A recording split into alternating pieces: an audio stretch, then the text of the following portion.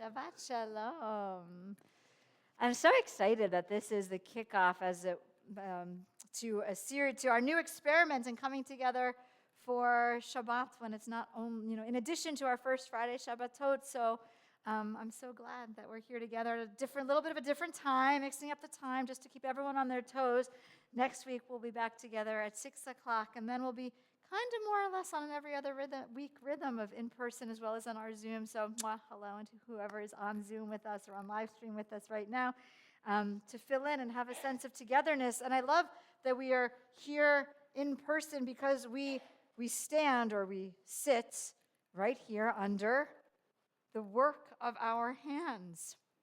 The roof, strong, secure, watertight, right? Those first storms after we finished the roof and we're all waiting with bated breath, like, do we still need the buckets, Lorraine earlier in the evening thanked everybody, all the staff. I think it's really like Geb and Richie for years running around with the buckets, catching whatever was coming through.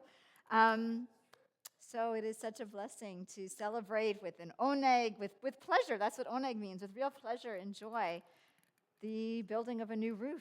And it is symbolic, right? It's material, but it's also symbolic of the spiritual, because in Judaism, the two go hand in hand, right? What we build with our hands in the material world is actually deeply connected and just another kind of shift of the prism of reality, which is also always and deeply spiritual. And so every repair that we make in wood or stone or patch or roof or a memorial board or wallpaper or tread on the stairs, up or down the stairs, right? All of the new stuff, the parking lot getting repaved, the roof, right? All of the physical, it mirrors a tikkun, a spiritual act of fixing and of rebuilding, of repair.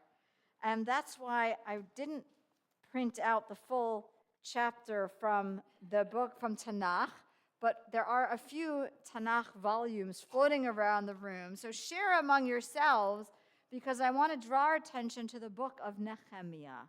All right, those of you who traveled with me on the Oheb Reed's Tanakh journey, somebody, what is the book of Nehemiah? Somebody give us something on Nehemiah. Anyone ever hear? Show of hands. Trivia. Did you know there's a book of Tanakh of the Bible named Nehemiah? All right, like maybe some. All right, good. It's your Hebrew name. So, Richard, that's all you know?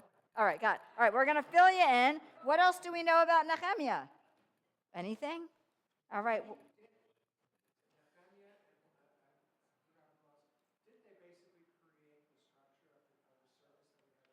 No, you might be thinking of somebody else, but they did do a whole lot of building. They were like the original capital campaign managers. So if you have a Tanakh, you can open up to Nehemiah chapter 3, which is on page 1862, and share among yourselves. I have the big one, but there are a few smaller black volumes, which are the ones I had on my shelf that I grabbed. And the reason I'm sharing us with this, because at the beginning, chapter 1, right? So we're in the 6th century BCE here, and so it's exile, and Nehemiah is in Babylon. The first temple has been destroyed, and he is praying to God in chapter 1 for a rebuilt temple, and that's what he's praying. And then in chapter 2, the king agrees to let him come back and rebuild, and he goes out and sneaks around and scouts out the walls of Yerushalayim, the walls of Jerusalem. Paul read it. He's nodding. Paul's one of the only ones who read the whole thing through. Yeah, gold plus, yes. And then chapter 3, what do we get? Well, here on page 1862, then Eliashib, the high priest, and his fellow priests set to and rebuilt the sheep gate. They consecrated it and set up its doors, consecrating it as far as the Hundreds Tower. All right, and we're going to start taking us through for the next 35 verses. Listen to this. As far as the Tower of Hanel. Next to him, the men of Jericho built. Next to them, Zakur, son of Imri. The sons of Hassanah rebuilt the fish gate. They roofed it and set up its doors, locks, and bars. Next to them, Merimot, son of Uriah, son of Hakoz, repaired. And next to him, Meshullam, son of Berechia, son of Meshusasel.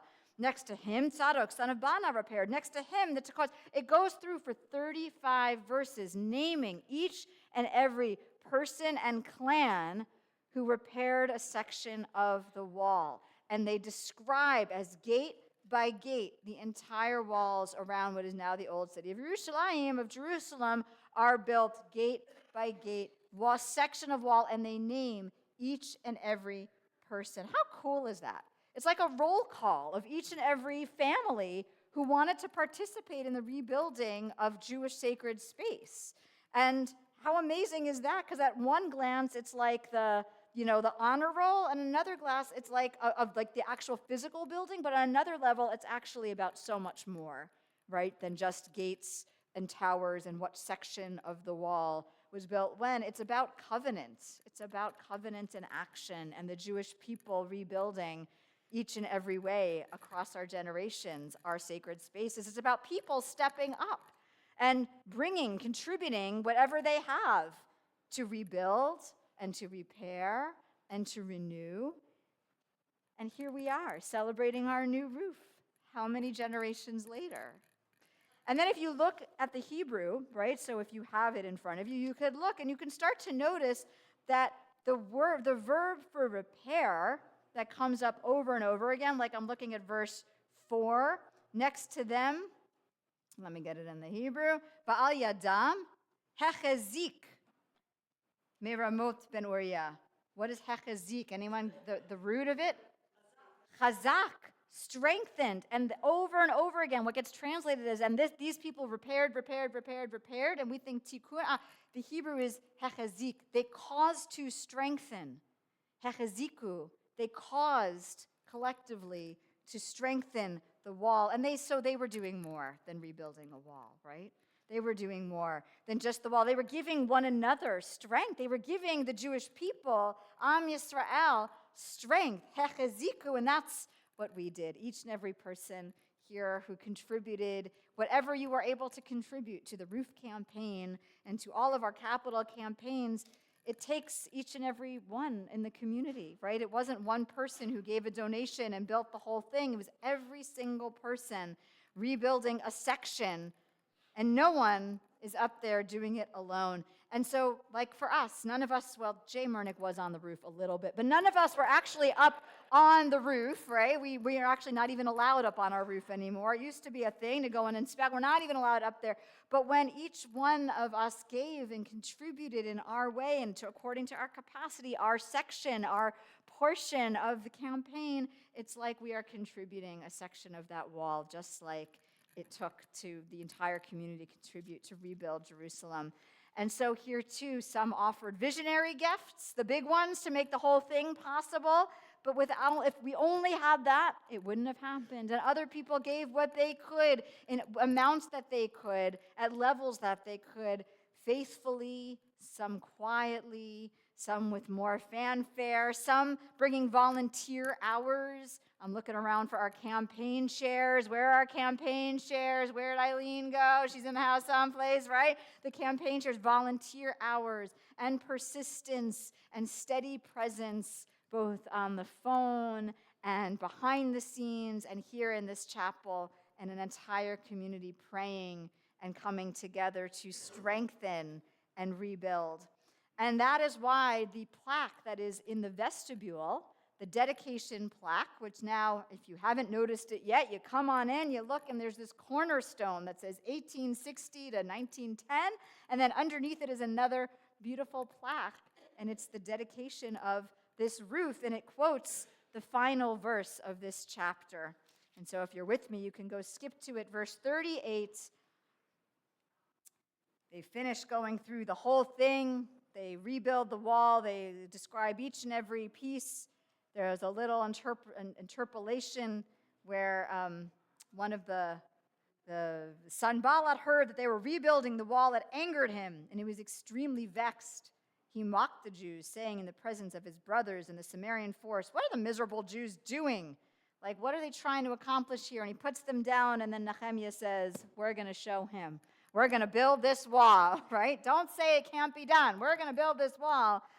And then at the end, the final words, "We rebuilt the wall till it was continuous all around, for the people's heart was in the work.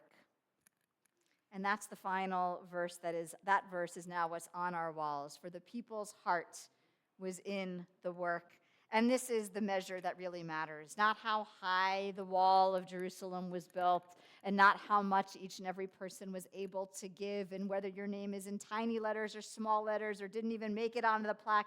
The idea is that our hearts are in the work.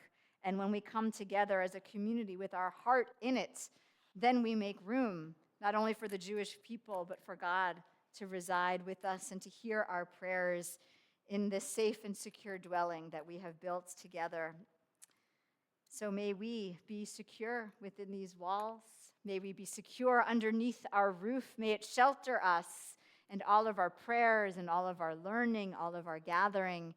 May it remind us that repair, that strengthening is a shared endeavor, and that when people's hearts are in the work, God's presence is strengthened and dwells among us.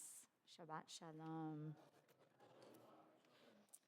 So let's strengthen one another with prayer. Page 39a. We rise for the Baruch Hu.